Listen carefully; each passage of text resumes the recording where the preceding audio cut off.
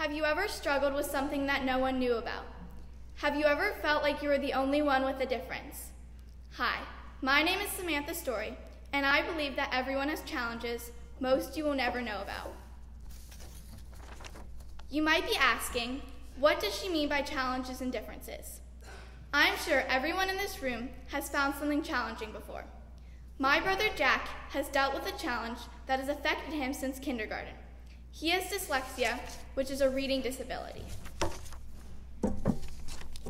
His challenge is one that 1 in 5 people have, which is equivalent to 60 out of the 300 people in this room. But only 20% of the population has dyslexia. The other 80 still has a lot of challenges in their life that probably sometimes go unnoticed. My brother is not the only one in my family who has dealt with a challenge. When I was in 6th grade, life threw me a curveball. After only 3 weeks here at my new school, St. Matthew's, I broke my arm. It was a scary experience physically, but also mentally. Transitioning to a new school was already scary enough, but trying to figure out how to get through the school day with a cast on my arm was another thing. After just one day here at school with my cast, a wave of anxiety and stress rushed over me.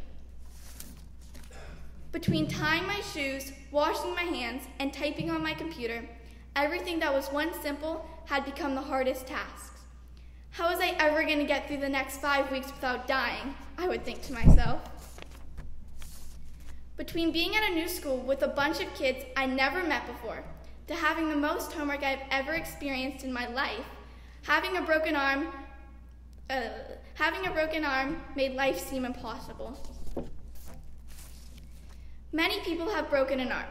We are used to seeing people with casts for a while, then getting them removed. Before it happened to me, I had no idea how disruptive and frustrating it was. I tried to put on a brave face at school to make a good impression on my classmates and my teachers. I didn't want them to see how much I was hurting inside. From the outside, I know it appeared the cast didn't bother me. Therefore, nobody realized just how hard it was on me to have a broken arm. Quite often during the school day, people would tease me about needing help and say I didn't need all the special privileges because it was just a cast. They assumed a lot about me, my needs, and my feelings, which of course made me feel more misunderstood. Spoiler alert, I was able to make it through the 5 weeks without dying. But it was a very trying experience, and one of the first times in my life that I felt like others didn't understand me and what I was going through. Much of the time I was in my cast, my challenge felt invisible, like no one around me except those I confided in could understand what was going on.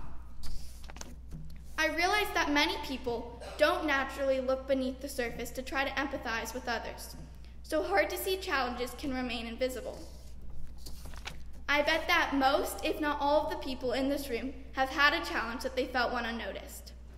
Whatever the obstacle is, big or small, it can often feel like nobody else sees that you are struggling.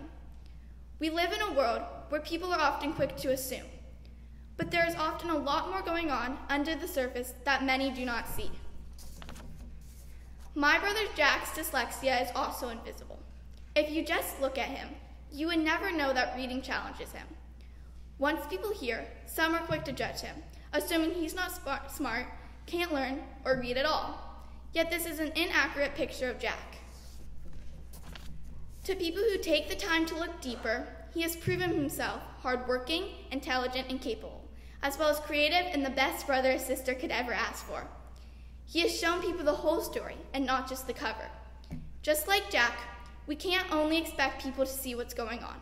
They need to hear and understand it before they can make an assumption. Because of Jack, I have learned that understanding people more deeply is a two-way street. We need to be able to speak up when we feel we are being misunderstood or treated unfairly. When something is hard for us and people blow off our pain and our requests for help, we need to be assertive and tell them that we are serious about our requests and deserve to be treated with respect. But on the other side of the street, we need to stop making assumptions and look at others with empathy and curiosity, not dismissing them at first glance. When we do, we are able to see the whole person and not just what's on their surface. We have the choice to be supportive and make others feel better about themselves instead of putting them down. Because when it comes to the end of the day, we all have challenges that often go unnoticed. We want them to be seen, understood, and treated with empathy, so we need to see others that way too. In the lesson that Ethan read for us, Jesus is standing up for himself to the people who accuse him of breaking the laws, instead of seeing how he is doing good. They dismiss Jesus because he's from a nowhere kind of town called Nazareth, judging him for all the wrong reasons. If only they had opened their hearts and eyes, they would have seen the truth about Jesus and learned how to act in love. But even though they dismissed him, Jesus never gave up on his mission, never stopped offering compassion and forgiveness, especially to the people that judged unworthy of it. Like him, we need to look deeper, practicing curiosity and empathy in our interactions with others. So remember, next time you think someone has a challenge that seems small or silly, get to know them, learn what's hard, and set a good example of understanding and kindness for others. It's up to all of us to make this a school where we notice and respect each other's needs, differences, and challenges. Only when we do so can we trust that others will give us a hand when we need it. Thank you.